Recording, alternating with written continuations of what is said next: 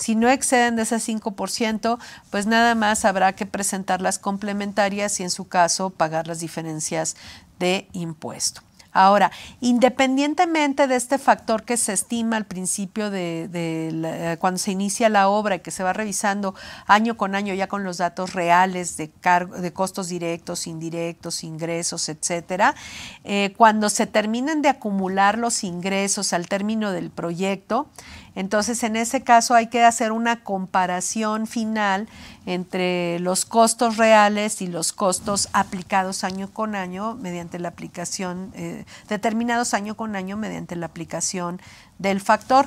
Y entonces habrá que hacer una última comparación entre erogaciones reales y erogaciones estimadas. Obviamente para hacer esta comparación, estas erogaciones, unas y otras se van a tener que actualizar para poder comparar peras con peras. Y en ese caso se van a comparar y se va a determinar si se dedujo más o menos respecto a las erogaciones reales. Si se dedujo menos o igual que las erogaciones reales, pues entonces no habrá problema, pero si se dedujo de más, pues habrá que también presentar declaraciones por las diferencias. Estábamos hablando del artículo 30 de la Ley del Impuesto sobre la Renta y pues la forma de que se aplican las deducciones, pues básicamente es el costo de los proyectos que se desarrollan, ya sea puede ser por una desarrolladora inmobiliaria que compra un terreno, después contrata una constructora, desarrolla el proyecto y vende, o puede ser la misma constructora que compra el terreno, construye y vende. En este caso el artículo 30, dado que el ingreso se puede percibir a lo largo de varios años, o por lo menos más de un año, desde que se empieza con el proyecto y hasta que se vende en el total, sobre todo, por ejemplo, en unidades habitacionales o condominios, que a lo mejor no son muchas casas o muchos departamentos, pero finalmente no es algo que se venda en forma inmediata, máxima en esta situación que vivimos actualmente, en la cual pues el mercado de vivienda pues no está tan dinámico como pudiera estar en otras ocasiones.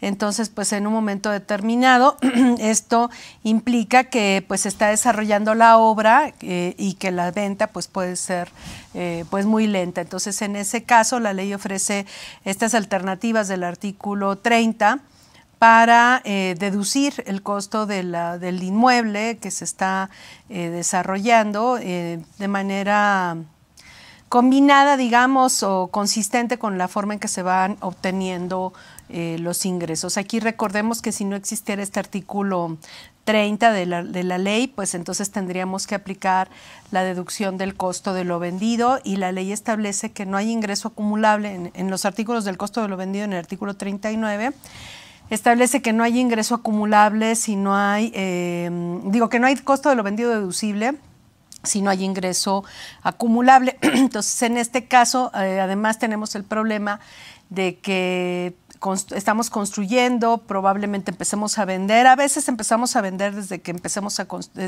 antes de que empezamos a construir, pero el otro tema es que muchas veces estamos construyendo y no logramos vender, o vendemos una unidad o dos, y eso es lo que nos ayuda a financiar el proyecto, pero a veces ni siquiera existe la casa o el departamento que estamos enajenando o que pretendemos enajenar, ni siquiera existe, y ahí empieza a haber ingreso acumulable. Entonces, aquí puede haber costo sin ingreso, ingreso sin costo, y por eso es que la ley establece este mecanismo opcional para deducir.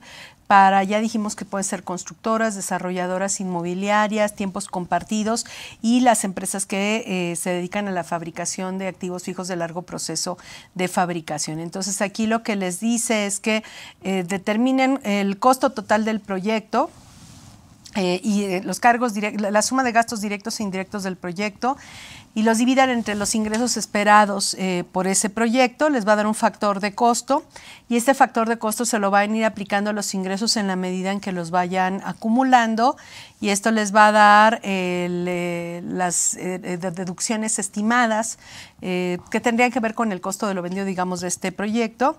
Y al final cada año van a estar determinando, revisando ese factor que inicialmente calcularon cuando iniciaron la obra, van a estar revisándolo cada año hasta que no termine el proyecto y lo van a estar ajustando. Y si tienen un error que no excede del 5%, pagarán diferencias, pero no recargos. Pero si el error es de más del 5%, además de diferencias, pues pagarán recargos. Eso es lo que establece, es en lo que nos quedamos. Al final decíamos que tenemos que...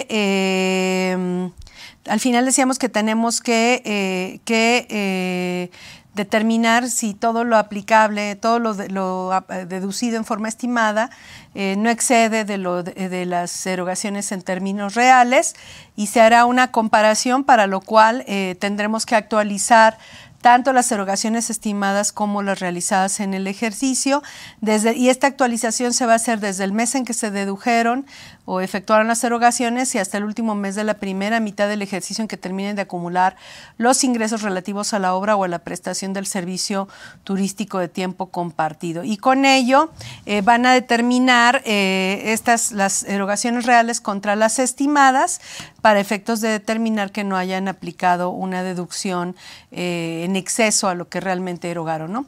A final de cuentas, para poder aplicar esta opción, tienen que presentar un aviso, y eso lo van a hacer por cada una de las obras que realizan. Este aviso lo van a presentar dentro de los 15 días siguientes al inicio de la obra o a la celebración del contrato de que se trate. Y una vez que se ejerce la opción, no podrá cambiarse, es obligatorio establecer esto. Dice, bueno, aquí está Diana Iturbe. Nos envía una pregunta, dice, para constituir una constructora, ¿bajo qué tipo de sociedad se debe hacer en cuanto a capital, socios, si lo debe hacer ante un notario público? Bueno, usted como persona física se podría dedicar a la construcción y venta de inmuebles, pero si lo va a hacer a través de una sociedad, pues puede ser una sociedad anónima, aunque existen otro tipo de sociedades otras posibilidades que habría que explorar en cuanto a tipos de sociedades mercantiles. Obviamente sí tendría que ir ante un notario. En cuanto a capital, pues tendría que ver los requisitos de la sociedad que desee formar. Incluso podría, si no desea hacerlo a través, en forma conjunta con otras personas, también podría utilizar la sociedad por acciones simplificada. O sea, es una actividad mercantil la que va a desarrollar. Entonces, en este caso puede ser como persona física con actividades empresariales, puede ser a través de una negociación en copropiedad, que estos serían un grupo de personas físicas que en actividades empresariales desarrollan la actividad, o bien pueden formar una sociedad mercantil, y en este caso la sociedad mercantil, pues cualquiera de las que establece la Ley General de Sociedades Mercantiles, ahí pues ya tendrían que ver quiénes son los participantes, qué van a aportar, cuánto van a aportar, qué posibilidad tienen que ver con la recuperación de las utilidades, con la recuperación de las aportaciones, qué tan rápido lo quieran retirar, etcétera. Entonces tienen que ver ahí cuál podría ser la alternativa que más les convenza en cuanto al tipo de sociedad mercantil que elijan para constituirse. Noé Romero dice, si una persona física se dedica a la construcción de casa, habitación y venta, ¿tiene que darse de alta en actividades vulnerables? Pues sí, lo que tiene que ver con inmuebles tiene que ver con actividades vulnerables. Sí tendría que tener cuidado en esa parte. Pero bueno, entonces vamos a continuar con lo que tenemos en este caso, y nos falta entonces el tema de la deducción de los terrenos al momento de la compra. El artículo 191 de la ley, en el título 7 de estímulos fiscales, establece que los contribuyentes que se dediquen a la construcción y enajenación de desarrollos inmobiliarios podrán optar por deducir el costo de adquisición de los terrenos en el ejercicio en que los adquieran, y siempre que cumplan con lo siguiente. Entonces, la regla general tanto para personas físicas como para personas morales es que los terrenos se deducen hasta que se venden. Se actualiza su costo, se compara contra el precio de venta del terreno y se determina una ganancia o pérdida. Lo que se acumula como ingreso o se deduce o se aplica como deducción es la ganancia en la venta del terreno o la pérdida en la venta del terreno. Pero como una excepción a esto, el artículo 191 establece que quienes construyen y enajenen desarrollos inmobiliarios pueden deducir los terrenos al momento de la adquisición, y aquí no distingue si se trata de una persona moral o una persona física con actividades empresariales. En cualquiera de los dos casos se puede aplicar esta deducción de los terrenos al momento de la compra y no hasta el momento de la venta. Las condiciones son que el terreno sea destinado a la construcción de desarrollos inmobiliarios para su enajenación, número 1. Número 2, que los ingresos provengan, que la persona se dedique a la realización de desarrollos inmobiliarios cuando menos en un 85%. Si se trata de contribuyentes que están iniciando actividades, tienen que estimar que por lo menos el 85% de sus ingresos provienen de esto, y obviamente van a provenir de esto y cumplen con los demás requisitos. Que al momento de la enajenación del terreno se considere como ingreso acumulable el valor total de la venta, dado que ya se dedujo al momento de la compra. Cuando lo vendamos, pues no vamos a restar su costo de adquisición al precio de venta, sino todo el precio de venta va a ser ingreso, porque nos fuimos por un camino diferente al del cálculo de la ganancia o pérdida en venta de activo fijo. Entonces, en el momento en que adquirimos, aplicamos la deducción del costo, y cuando vendemos acumulamos todo el precio derivado de la enajenación.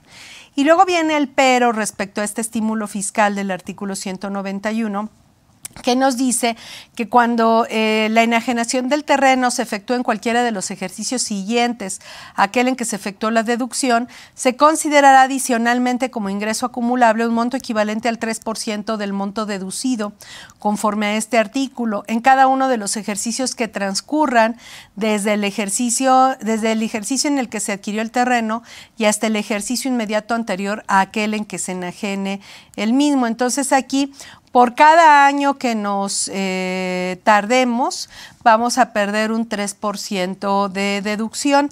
Y dice, y es para estos efectos, el monto deducido conforme a este artículo se actualizará multiplicándolo por el factor de actualización correspondiente al periodo comprendido desde el último mes del ejercicio en que se dedujo el terreno y hasta el último mes en que se acumule el 3% a que se refiere este artículo. Entonces, por cada año que me vaya tardando en la venta, voy a ir perdiendo de la deducción del terreno un 3% que se va a convertir en ingreso acumulable, y esto va a ser a partir del ejercicio, en principio dice a partir del ejercicio siguiente, aquel en que se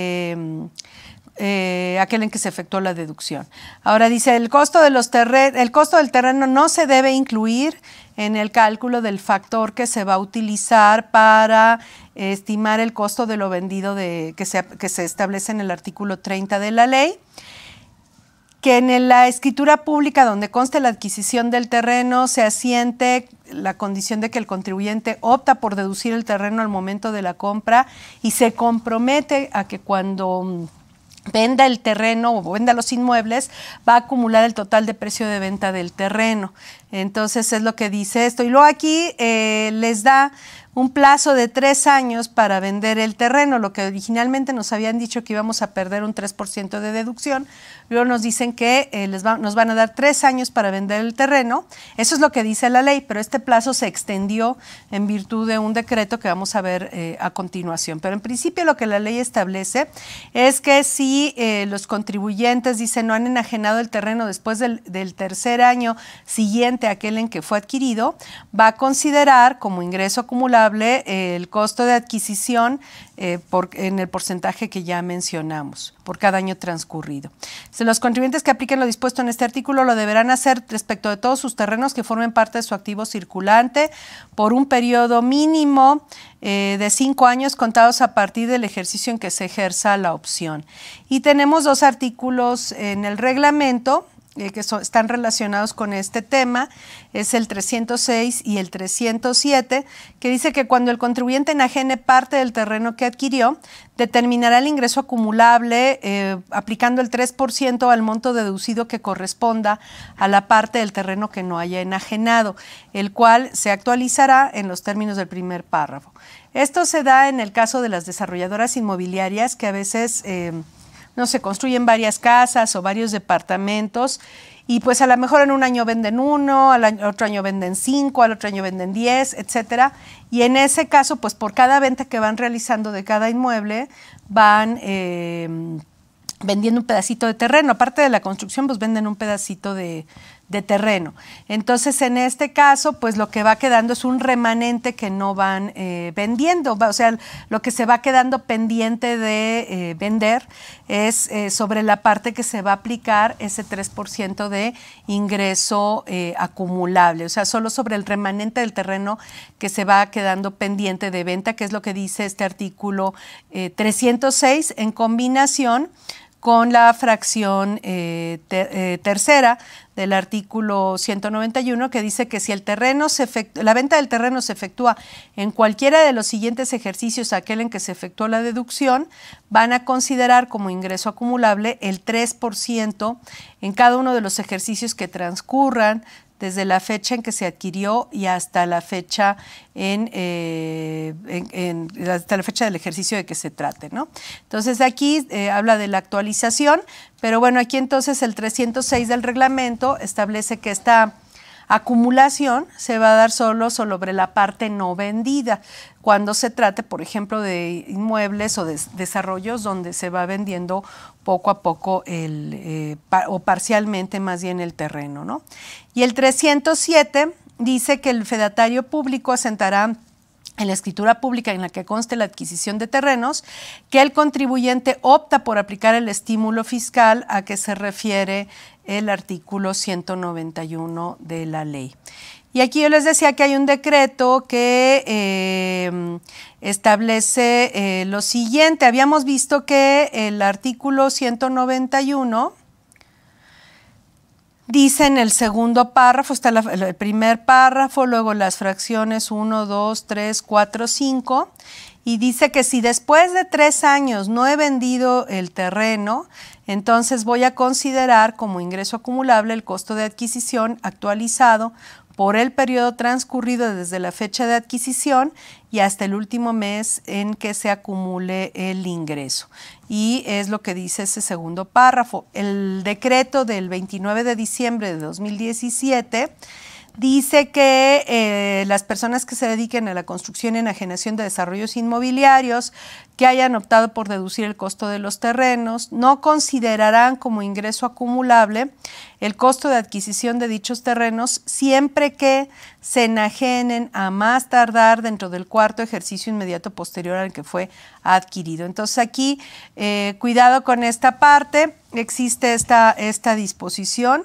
Que aquí, bueno, no queda claro, o sea, sí lo deduje cuando lo compré, si me tardo más de 4 años en venderlo, puedo perder la deducción de la compra, pero bueno, aquí sería absurdo que no me permitieran deducir nada en ese caso. Yo diría que en todo caso se pierde, bueno, la deducción al momento de la compra, pero en todo caso tendría que cuando lo venda, si finalmente lo vendo, aunque sea después de 4 años, tendría que deducir el costo del terreno, ¿cómo se llama? Al momento de la venta con el cálculo normal, o sea, costo actualizado contra precio de venta y me daría la ganancia o la pérdida. Entonces se echa para atrás la deducción vía costo de adquisición, que marca el artículo 191 en términos del estímulo fiscal, pero obviamente yo no debería perder el derecho a deducir, ya no conforme a la mecánica de costo de adquisición, sino conforme a la mecánica de ganancia o pérdida, el terreno adquirido. Entonces creo yo que ahí tendríamos que valorar esa situación y en un momento determinado, bueno, si pasaron los 4 años y no vendí, 4 años en términos del decreto, y no vendí, pues hacer la consulta al SAT en el sentido de que yo tendría que deducir el terreno como un costo mío, pues ya no vía el estímulo, sino ya vía de manera tradicional en el cálculo de la ganancia o pérdida. Tenemos una pregunta de José Catalino. Dice, soy una persona física, actividades empresariales, por construcción de casa, habitación multifamiliar y unifamiliar. Mi casa la modifico en 3 departamentos. Supongo que establece el régimen de propiedad en condominio. La primera venta se da el 8 de septiembre de 2020. El cliente entrega un enganche del 20%. Se firma el contrato de promesa de venta. Por la pandemia, la escritura saldría para el mes de enero de 2021. ¿Qué tipo de factura se debe emitir por la operación? El total de la operación es de 1.600.000 o solo el anticipo de 320,000. El anticipo es un ingreso para pago provisional mensual. Bueno, aquí ya está definido el precio. Es una operación de compraventa, no es de construcción. O sea, su casa ya la tenía, la divide y supongo que establece el régimen de propiedad en condominio, vende una primera unidad por la cual establecen un precio de 1.600.000. En este caso, los 320,000 pesos, que es el 20%, no es un anticipo, es un pago a cuenta. Y en este caso, al ser una operación de compra-venta, tendría que emitir un CFDI por actividades empresariales de 1.600.000. De forma de pago,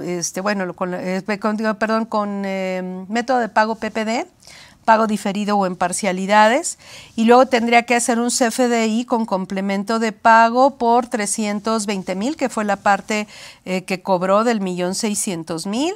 Tendría que acumular para pagos provisionales los 320,000 pesos, dado que es un pago parcial a cuenta de la venta de un inmueble y usted es persona física con actividad empresarial. ¿Qué debe hacer si no ha presentado los avisos? Bueno, el aviso sí se tiene que hacer en forma, con los plazos que establece la ley. Pues yo creo que si no presenta los avisos, entonces no podría aplicar el régimen del artículo 30 de la ley del impuesto sobre la renta. Y entonces no va a poder aplicar todo este mecanismo, a menos que le haga la consulta al SAT y que le autoricen a aplicarlo, a pesar de que no se ha presentado el aviso, pero tiene que haber una autorización expresa por parte de la autoridad, porque si no, tendría que aplicar las reglas del costo de lo vendido.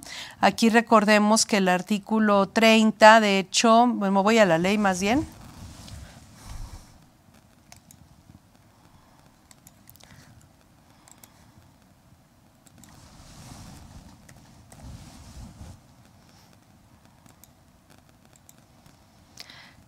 Dice, los contribuyentes que realicen obras consistentes en desarrollos inmobiliarios o fraccionamiento de lotes, los que celebren contratos de obra inmueble o fabricación de activos fijos, podrán deducir las erogaciones, es una opción, y en este caso es lo que establece este artículo. A ver, aquí deberán presentar, dice, los contribuyentes que ejerzan la opción, dice el último párrafo, señalada en este artículo, deberán presentar el aviso ante las autoridades fiscales por cada una de las obras dentro de los 15 días siguientes. Si no presentó los avisos, en teoría no ejerció la opción que contiene esta disposición. Aquí nada más déjenme ver por qué está la resolución miscelánea. Déjenme ver cómo está redactada la regla 324.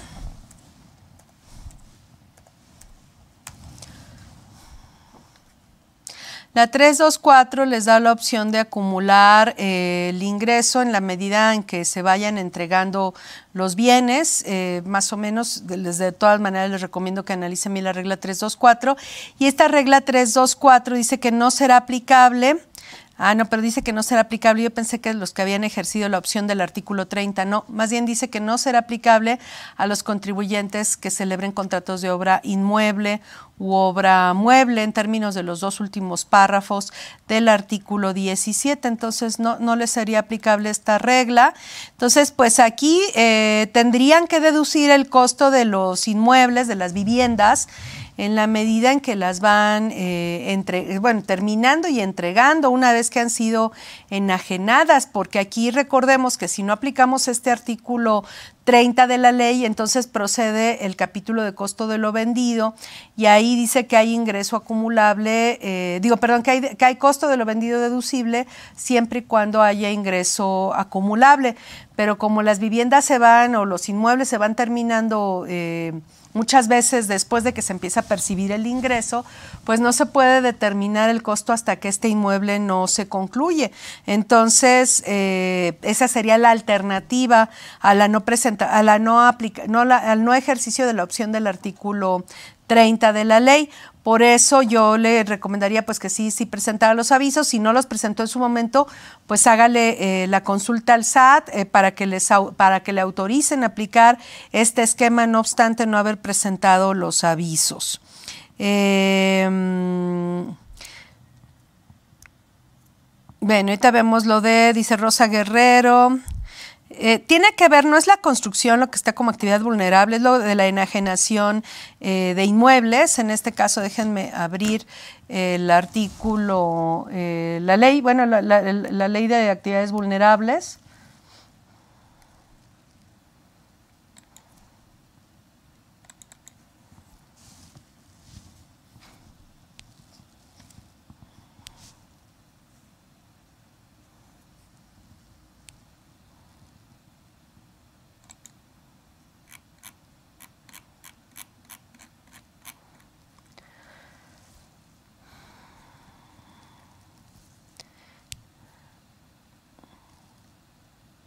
O sea, ley federal de actividades, LFRD, ley federal.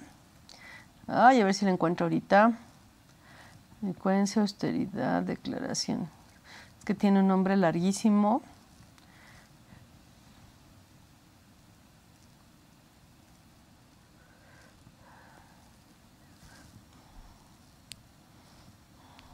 Aquí está. Ley Federal para la Prevención e Identificación de Operaciones con Recursos de Procedencia Ilícita.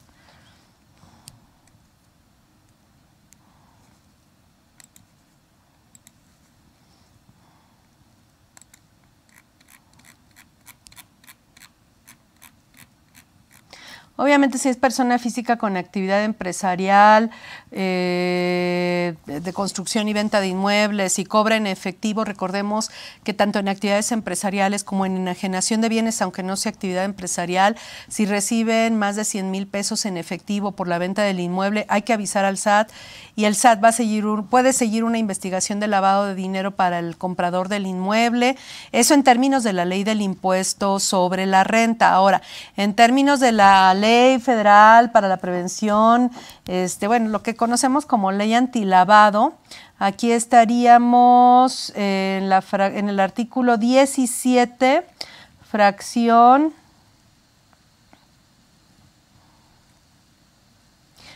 Sí está, dice, la prestación habitual o profesional de servicios de construcción o desarrollo de bienes inmuebles o de intermediación en la transmisión de la propiedad o de constitución de derechos sobre dichos bienes en los que involucren operaciones de compra o venta de los propios bienes por cuenta o a favor de clientes que presten dichos servicios. Entonces aquí, para que sea una actividad de la ley antilavado, tiene que ser servicio de construcción o desarrollo de bienes inmuebles o de intermediación en la transmisión de propiedad o constitución de derechos sobre dichos bienes, dice, en los que se involucren operaciones de compra o venta de los propios bienes por cuenta o a favor de clientes que presten dichos servicios. O sea, creo yo que no es la construcción nada más, sino yo tengo que participar en las operaciones de compra y venta de los propios bienes por cuenta o a favor de los clientes que presten dichos servicios. Entonces, dice que en ese caso, pues sí va a ser objeto del aviso ante la Secretaría cuando el acto u operación sea por una cantidad igual o superior a 8,125 veces el salario mínimo vigente en el Distrito Federal, pues que serían unidades de medida y actualización. Entonces, eso sería en el caso en el que estarían en la situación de lavado de dinero. Entonces aquí, en este caso, es construcción o desarrollo de inmuebles o intermediación en la transmisión de propiedad o constitución de derechos sobre dichos bienes, dicen los que se involucren operaciones de compra o venta de los propios bienes por cuenta o a favor de los clientes de quienes presten dichos servicios. Entonces creo ahí yo que la constructora tendría que estar inmersa en la operación de compraventa del inmueble para que tuviera, o tendría que ser la misma constructora que compra, construye y vende, o tendría que ser la propia constructora que le preste el servicio a un tercero, que sería el desarrollador inmobiliario, y que de alguna manera se involucre en operaciones de compra o venta de los propios bienes por cuenta del cliente o a favor de la desarrolladora inmobiliaria a la que le presten estos servicios. Creo